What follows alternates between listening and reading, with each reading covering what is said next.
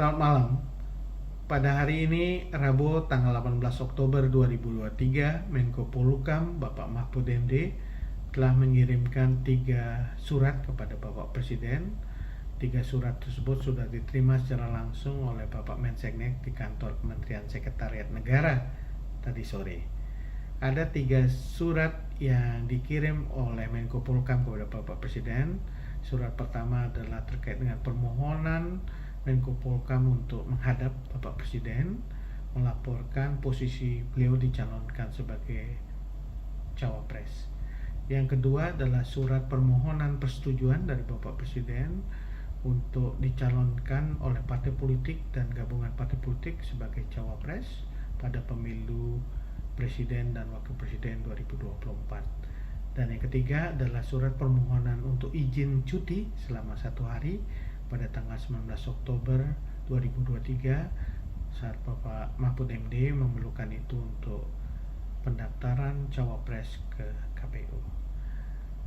3 surat yang dikirimkan oleh Bapak Mahfud MD sudah diproses dan dilaporkan oleh Bapak Menseknek kepada Bapak Presiden, dan Bapak Presiden telah memberikan arahan kepada Bapak Menseknek untuk menyetujui permohonan dari Bapak Mahfud MD. Persetujuan pertama adalah terkait dengan permohonan persetujuan untuk dicalonkan oleh partai politik dan dan gabungan partai politik sebagai cawapres, dan yang kedua adalah surat persetujuan untuk izin cuti selama 1 hari tanggal 19 Oktober 2023.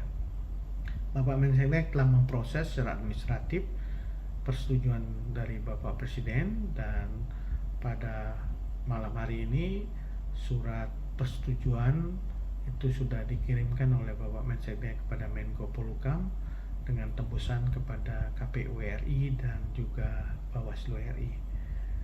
Sedangkan surat permohonan Pak Mahfud MD untuk menghadap Bapak Presiden akan dijadwalkan setelah Bapak Presiden kembali ke tanah air dari kunjungan kerja ke RRT dan juga Arab Saudi. Saya kira itu yang ingin saya sampaikan pada malam hari ini. Terima kasih.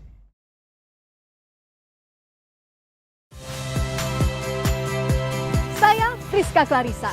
Saksikan program-program Kompas TV melalui siaran digital, pay TV, dan media streaming lainnya. Kompas TV, independen, terpercaya.